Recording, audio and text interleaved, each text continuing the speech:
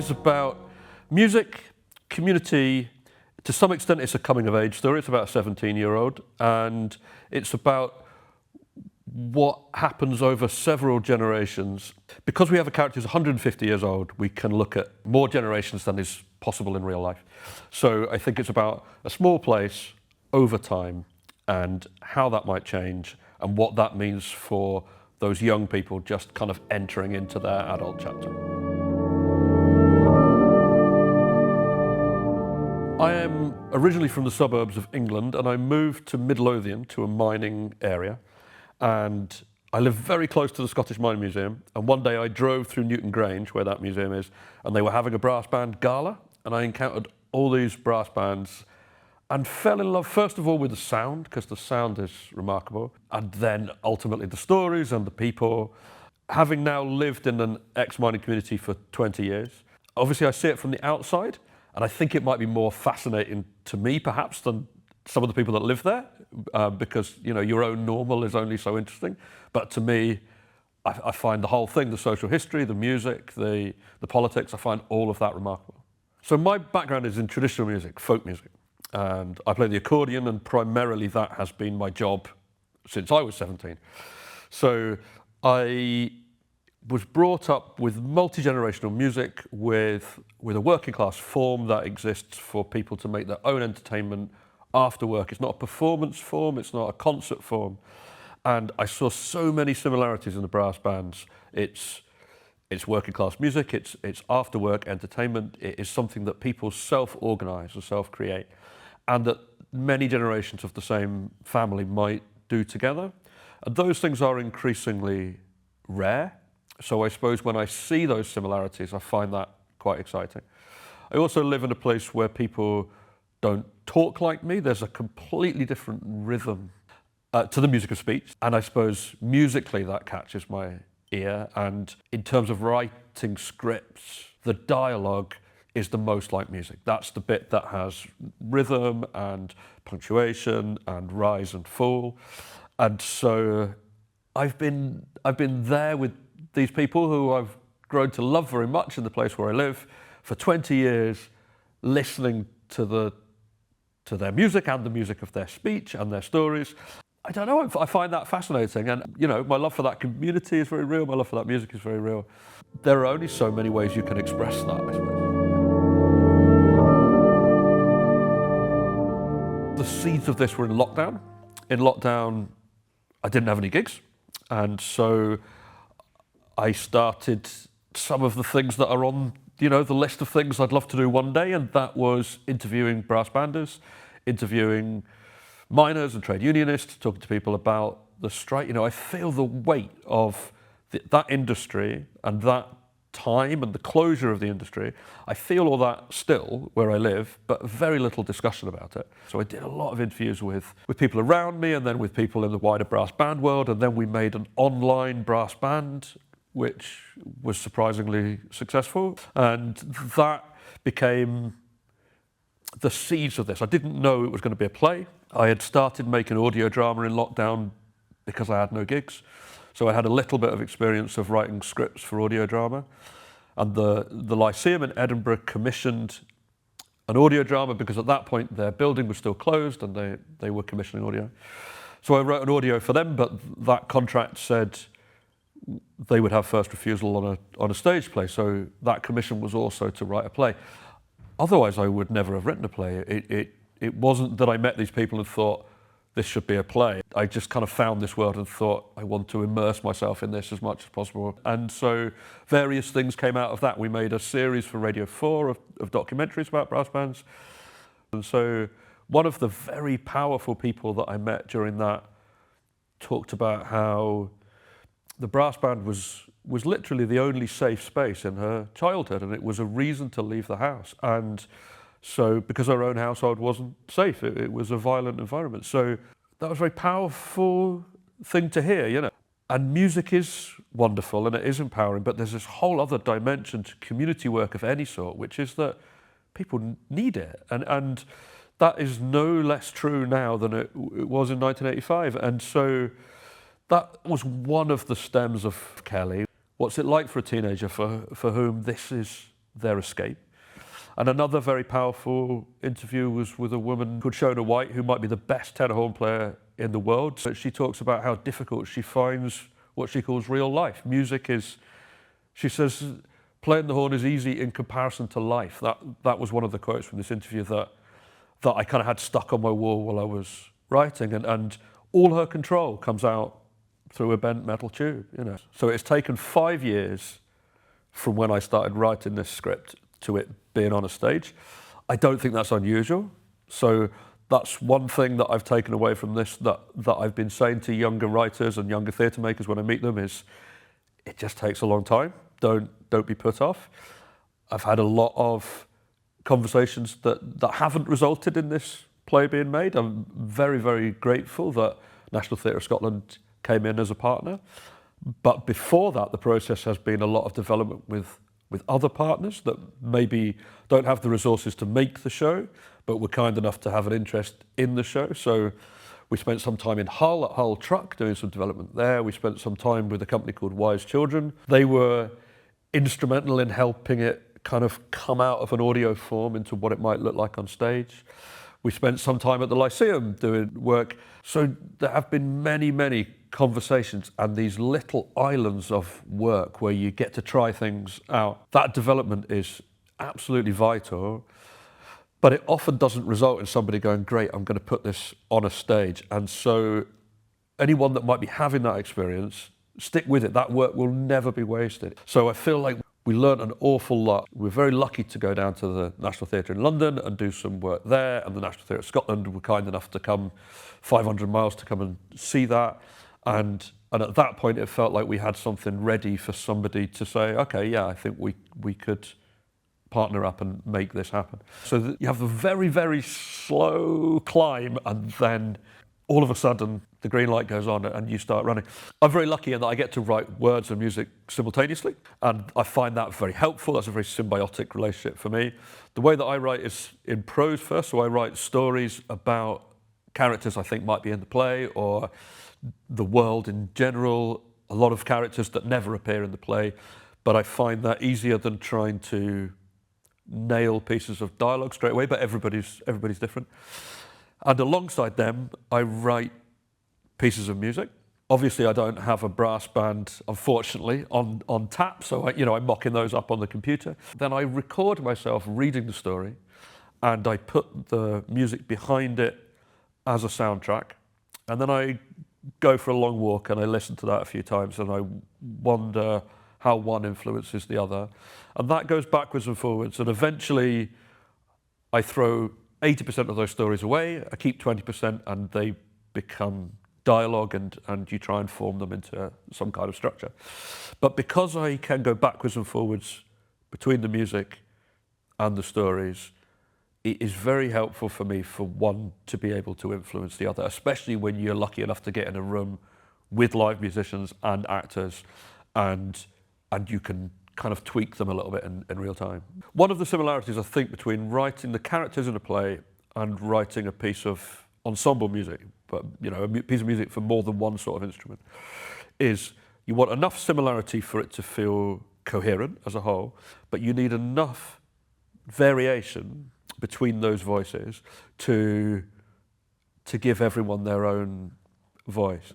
And in music, if you write for an orchestra, for example, then you've got a trumpet and a cello.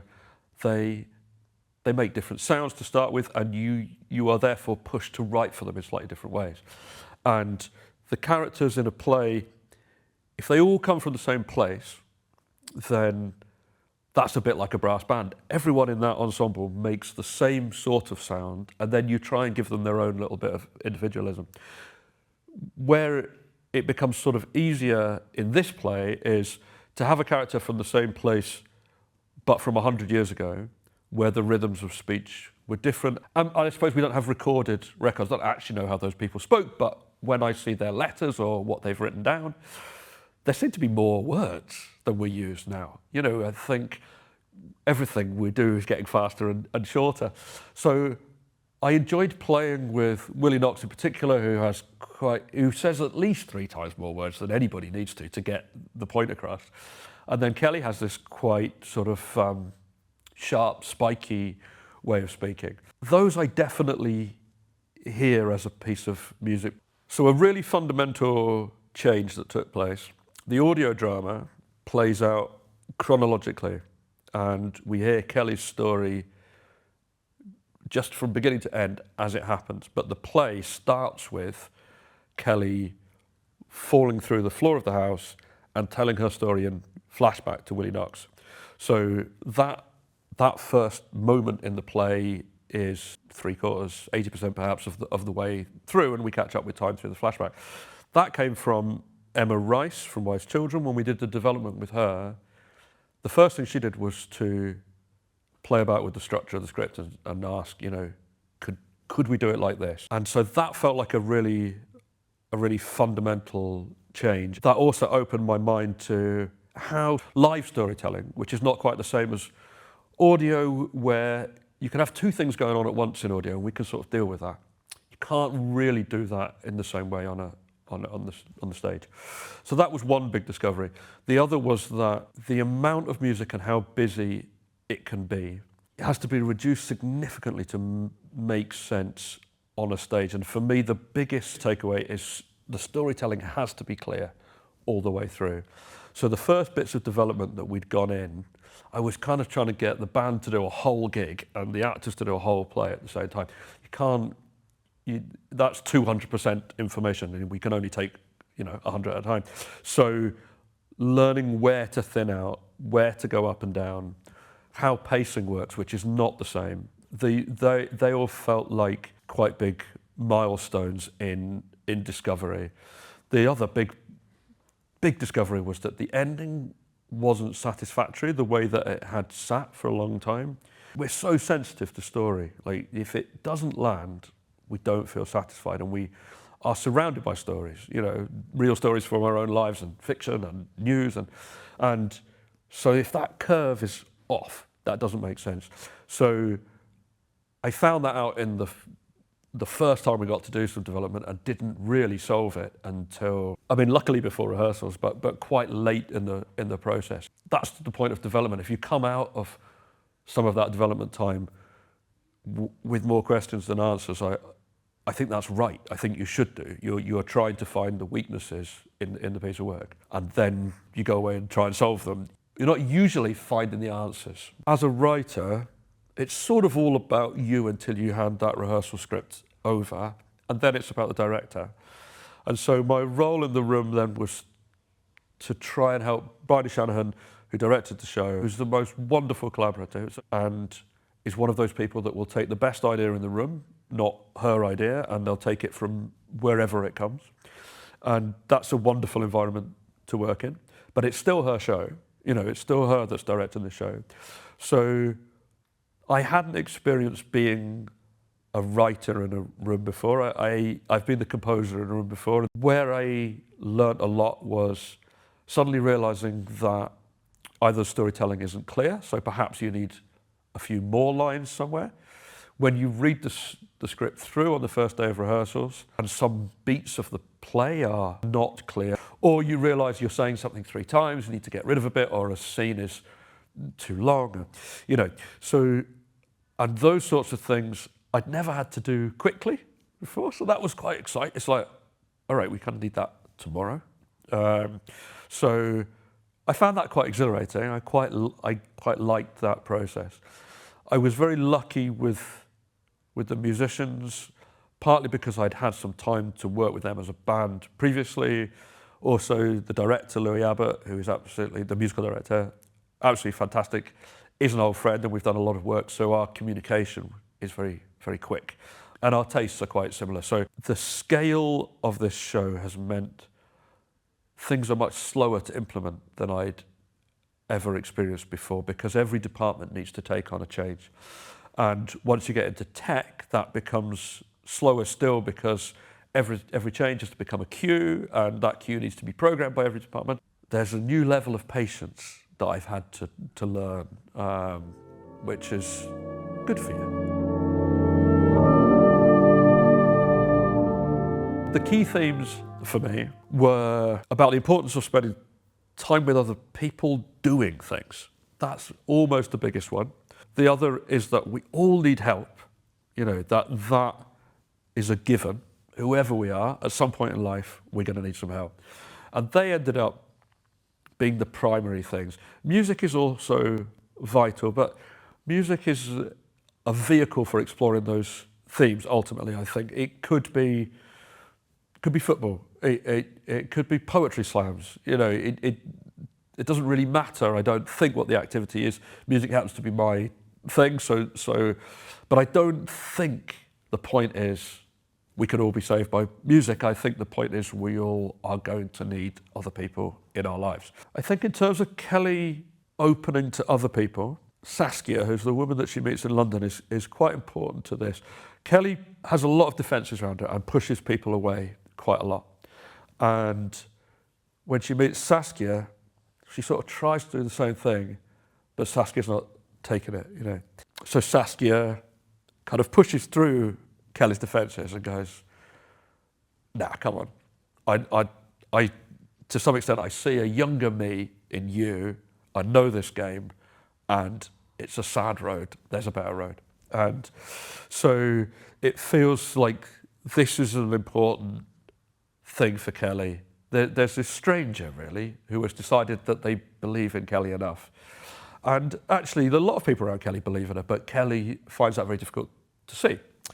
And I think she finds it easier to see after that. So that feels like one pivotal moment. I also think that at the end, one of the things that she learns from Willie Knox is that Keli understands a bit more about what Brian has pushed through to be where he is.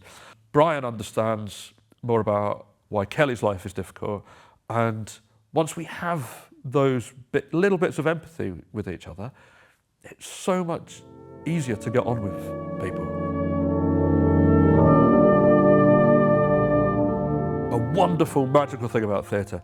As a writer, you're giving them some words and a background, and you hand it over to an actor, and they invent a human. And you can't invent that human. Like, only that actor can do that. And all you can do is try and guide them on their route.